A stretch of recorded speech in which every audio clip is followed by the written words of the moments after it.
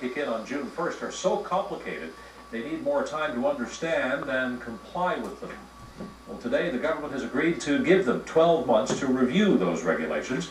Here's CTV's Joanne Clancy. 12 months.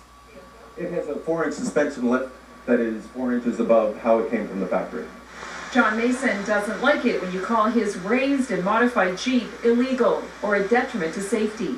Yes, I'm feeling very frustrated and also feeling that I'm being discriminated against because of my raised suspension, because I don't see any statistics that would allow them to put this in there into the inspection manual saying that my Jeep is a detriment to Nova Scotia highways. It hasn't been a detriment since I've owned it, and it's been modified since I've owned it.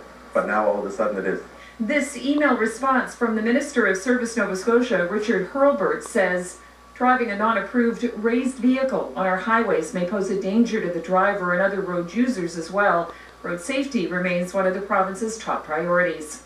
Mason is the president of the Nova Scotia Jeep Club, all owners of modified vehicles, many of whom volunteer during weather like this, getting essential workers to work. Mason hasn't been able to get his modified vehicle safety inspected. I would have to get a person from out of province to inspect my vehicle, because that is the only person that I know of that we've been told by Service Nova Scotia is qualified to do this work.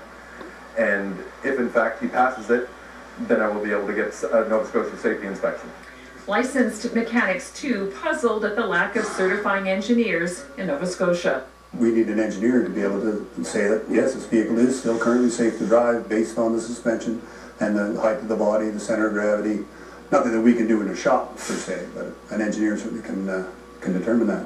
All of this just a part of a process that even the government has decided is too complicated. This afternoon, Service Nova Scotia decided to disallow that part of the new regulations that govern safety inspections for modified vehicles, giving owners like Mason a reprieve.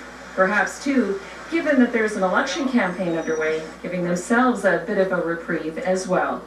Joanne Clancy, CTV News, Halifax.